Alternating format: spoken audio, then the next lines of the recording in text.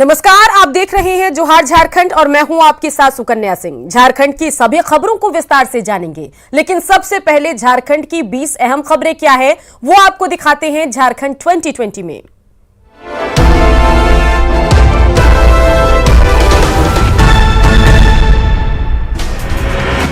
खूंची के बुंडू थाना क्षेत्र के बारूहातू तिरेल डी नदी के पास एक युवक का पत्थर से कूचकर हत्या कर दी गई। वहीं अपराधियों ने बाइक सहित शव को जलाने का भी प्रयास किया।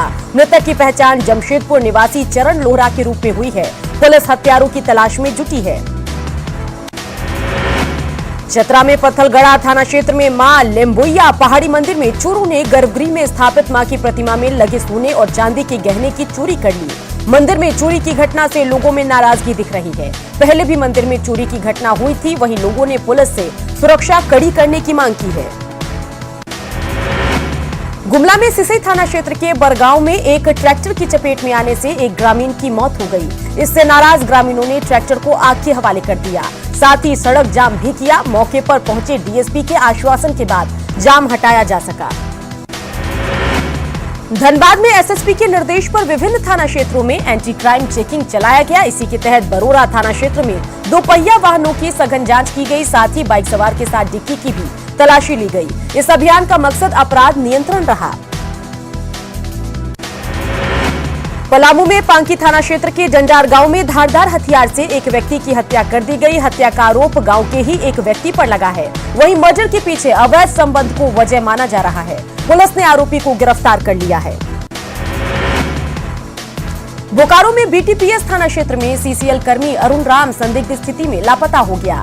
11 दिसंबर को घर से ड्यूटी के लिए निकलने के बाद से उनका कोई सुराग नहीं मिल रहा है। ऐसे में परेशान परिजनों ने थाने में शिकायत दर्ज कराई है, जिसके बाद पुलिस उनकी तलाश में जुटी है।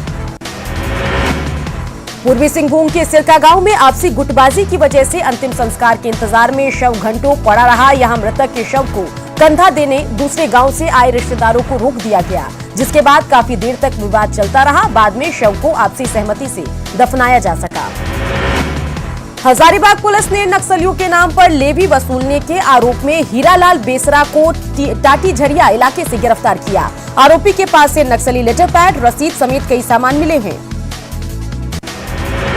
रिम्स में फायर फाइटिंग की व्यवस्था पर सवाल उठ रहे हैं। पीएम स्वास्थ्य योजना से बना सुपर स्पेशलिटी बहुमंजिला भवन हो या पुराने रिम्स का मुख्य भवन, कहीं भी सेंट्रलाइज्ड फायर फाइटिंग सिस्टम नहीं है। ऐसे में किसी भी आपात स्थिति में मरीजों को बचाने के लिए इंतजाम नदारद है। धनबाद में बाघमारा बीसीसीएल के मुराइडी आउटसोर्सिंग कंपनी में नियोजन पर वार्ता विफल हो गई। इसके बाद आक्रोशित महागठबंधन समर्थक प्रतिनिधियों ने कंपनी प्रबंधन के खिलाफ नारेबाजी की और 14 दिसंबर से अनिश्चितकालीन चक्का जाम का ऐलान किया। कोडरमा में महादेव सोत से सिमरिया काठी तक करीब 12 किलोमीटर तक बन रहे सड़क निर्माण में अनियमितता बढ़ती जा रही है। इसमें गुणवत्ता का ख्याल नहीं रखा जा रहा। इससे नाराज लोगों ने काम बंद करवा दिया है। वहीं अभियंता ने नियम के मुताबिक काम का भरोसा दिया। जमशेदपुर शहर में लगातार मिल रहे कोरोना पॉजिटिव मरीजों को लेकर प्रशासन ने हाई लेवल बैठक की। इसमें कोरोना संक्रमण रोकने के लिए सख्ती बरतने पर जोर दिया गया। इसमें बाजार में जागरूकता अभियान चलाने के साथ ही रैंडम जांच और बिना मास्क पकड़े जाने पर कैंप जेल भेजने का निर्देश दिया। साहिबगंज में मनरेगा में सुस्त काम पर मनरेगा के 2 बीपीओ का डीसी ने ट्रांसफर कर दिया। मनरेगा के कामों की समीक्षा के बाद उपायुक्त ने बीपीओ को सख्त चेतावनी भी दी। साथ ही मनरेगा के कामकाज की सुस्त दर पर कई बीडीओ को भी अल्टीमेटम दिया गया।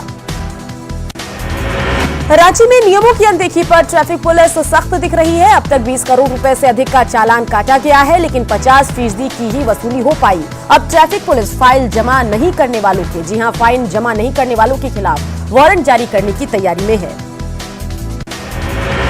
पलामू में लॉकडाउन के दौरान जरूरतमंदों की मदद करने वाले इंडियन रोटी बैंक को पीएचईडी मंत्री मिथिलेश ठाकुर ने सम्मानित किया। इस मौके पर मिथिलेश ठाकुर ने कहा कि सरकार के 1 साल पूरे होने पर पलामू को तोहफा मिलेगा। बीजेपी के पूर्व प्रदेश अध्यक्ष लक्ष्मण गिलुआ ने सरकार को हर मोर्चे पर विफल बताया। लक्ष्मण गिलुआ ने कहा कि सरकार ने एक भी वादा अब तक पूरा नहीं किया।